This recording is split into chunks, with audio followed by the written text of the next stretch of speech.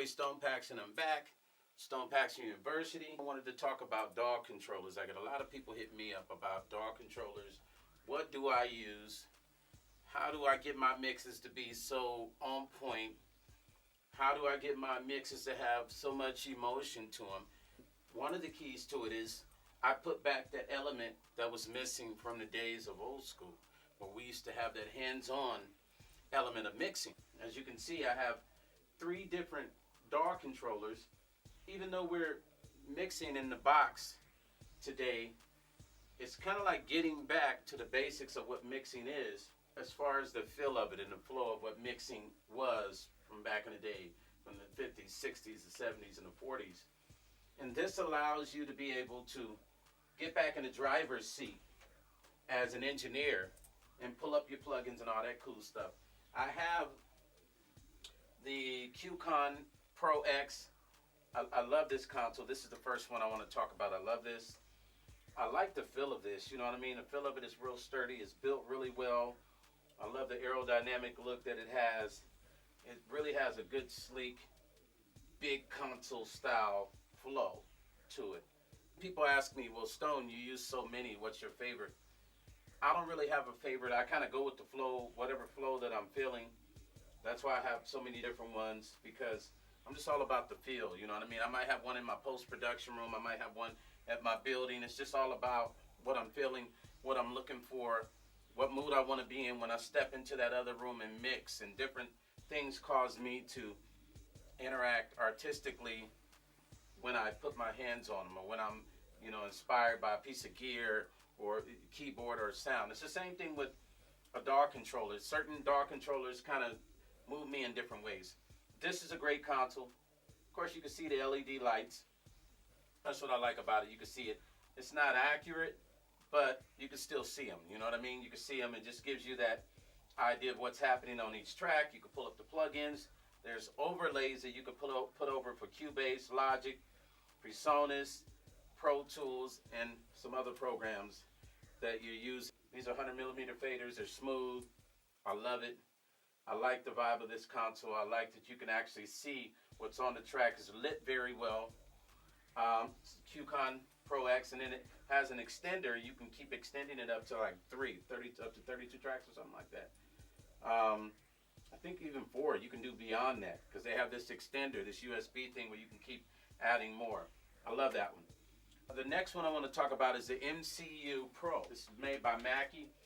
Now, probably for about 15 years, I use a Mackie console in my studio. I use the Mackie 32 and 8, and man, I love that console.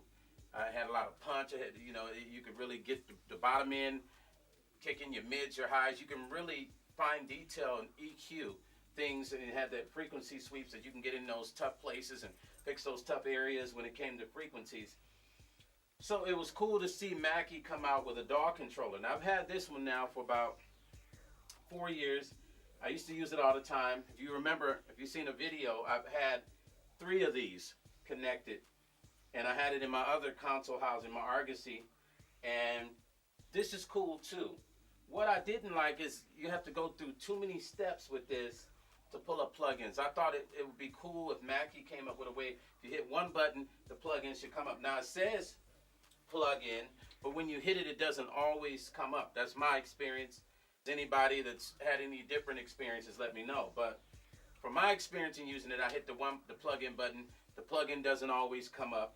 But on the QKhan, when I hit plug-in, the plugins come up. So that's what I loved about it. It has a jog wheel. The faders are smooth. Same thing. 100mm faders, smooth. Solo, mute. Hit EQ, and the EQ will pop up. That doesn't always pop up all the time either, but it's a crapshoot. Sometimes it does, sometimes it doesn't. It's built very well, just like the QKhan. Very sturdy, very strong. Definitely is something that's going to last if you're looking for something to put on your desk where you can mix with. These both are great.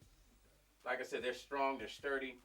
It'll be a perfect item for your desk as a DAW controller for you to be able to have that hands-on experience. This one here is the Avid Artist Control.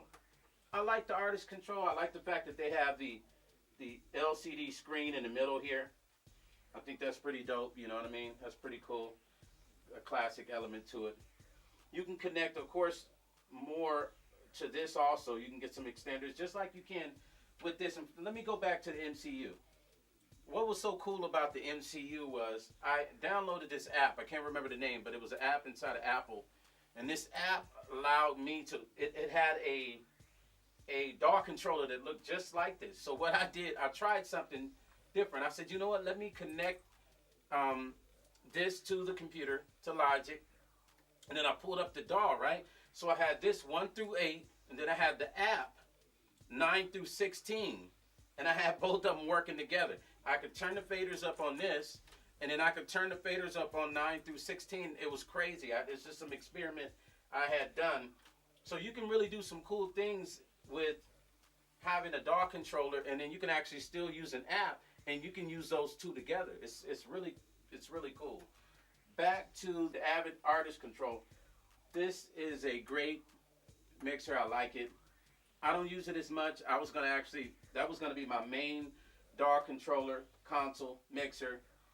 But I don't know, man. I really like the QKhan.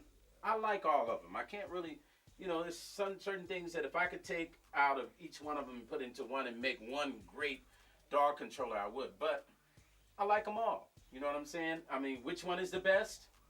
It's up to you to decide. But if you're looking for something to control your DAW, something where you can interact with really experiencing the element of what things were back in the day with some of the top engineers by feeling that workflow of having that hands-on and using your ears and your hand to be able to feel your mix as opposed to a mouse where you're clicking and you're looking. So you get back to building the ears and the emotion of a mix. See, I always tell people my mixes are emotional. And I get that from being able to listen and being able to touch those faders. Even if it's the touchscreen mixer like what I have here. Because also, I have the slate. And I use the slate 90% of the time for my mixes. But, it's just all about being able to move you as a engineer, as a producer, as an artist. All three of these are great. Which one is the best? Like I said, it's up to you to decide.